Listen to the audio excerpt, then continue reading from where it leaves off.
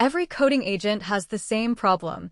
It can reason from the repository in front of it, but it usually has no memory of the work that happened around that repository. The current setup here works with all coding agents in this workflow, and it is fully local. Conductor is the small piece that gives those agents one shared workspace. Screenpipe is the much bigger bet, a memory layer that says it can retain what you saw, heard, and did during the day.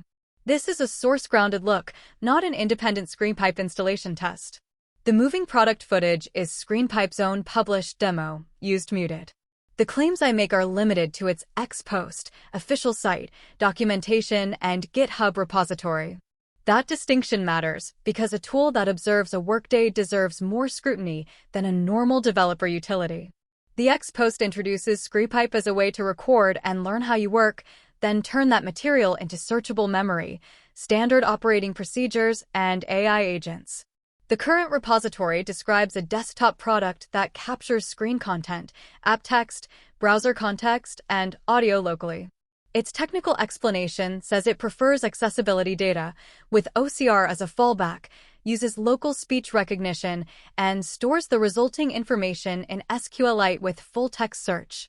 So the core idea is not mysterious. Instead of asking an assistant to remember every decision, Screenpipe aims to assemble a timeline of evidence first. You can search for something you saw in a meeting, recover the context around a task, or let an agent query a narrow slice of that timeline. The vendor also documents a local REST API and an MCP integration path. In theory, that lets a coding assistant retrieve context rather than invent it. But the word local needs careful handling.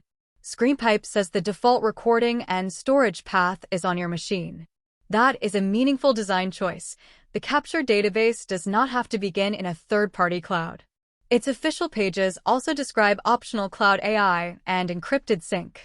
So this is local by default, not a guarantee that every enabled feature stays cloud-free. Your model provider, sync setting, export choices, and the information visible on your screen still determine the real boundary. That boundary is the first decision point. Before enabling continuous capture, decide what must never enter a searchable memory. Work accounts, support dashboards, customer records, private messages, password managers, video calls, and shared computers all need deliberate exclusions. Review the retention settings. Test with synthetic data. Confirm the database location. And make sure the people around you understand when audio or screen context may be recorded. Local storage reduces one class of exposure. It does not erase consent, compliance, or access control obligations.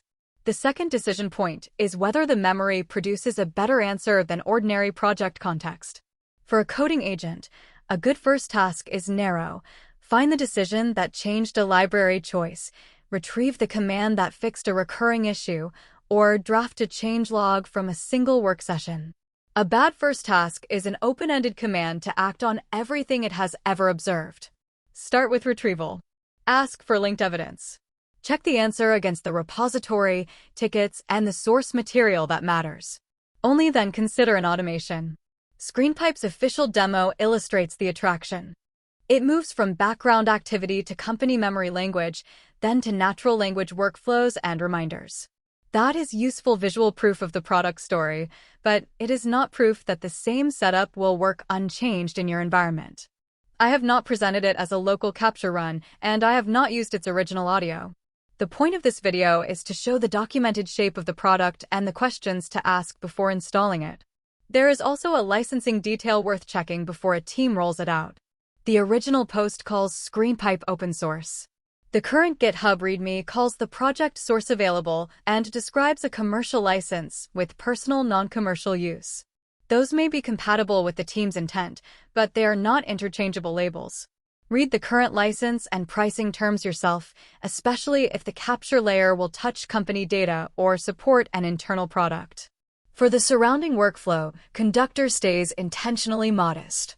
It runs locally and lets the current workspace work with all coding agents shown in the picker, including Codex, Claude Code, Gemini CLI, Cursor Agent, OpenCode, and others.